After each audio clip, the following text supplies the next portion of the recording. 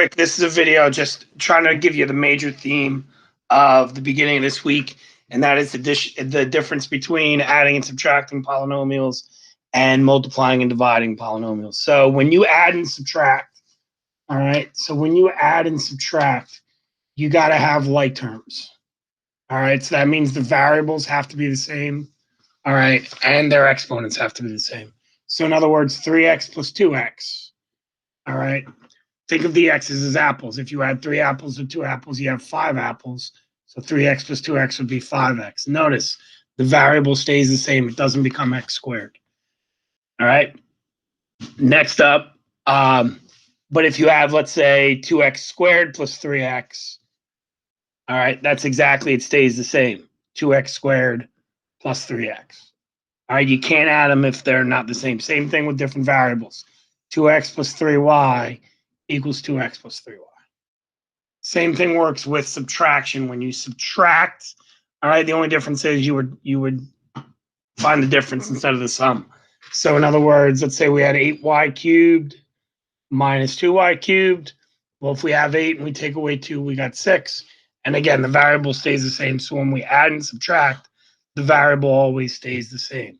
Now, multiplying and dividing, all right, you don't need like terms. You can multiply anything you want. All right. So basically, when we do, let's say, 2x times 3x, all right, multiply your coefficients. 2 times 3 is 6.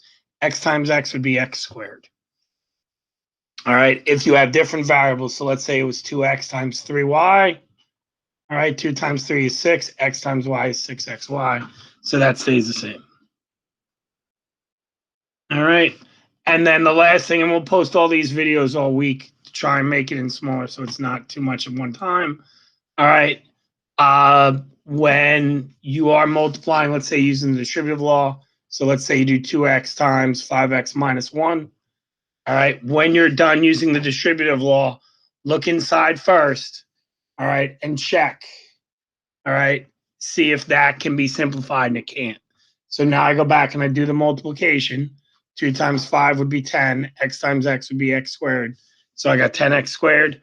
All right, 2x times -1. 2 times -1 is -2x. All right, you end up with the same number of terms. And that's normally what's going to happen. If I start with what's called a binomial here, all right, which means 2 terms, all right, I'm going to end up with a binomial there, which is also 2 terms. Again, we're going to post several of these videos this week, so hopefully they help with the little things as you work through modules 5 and 6.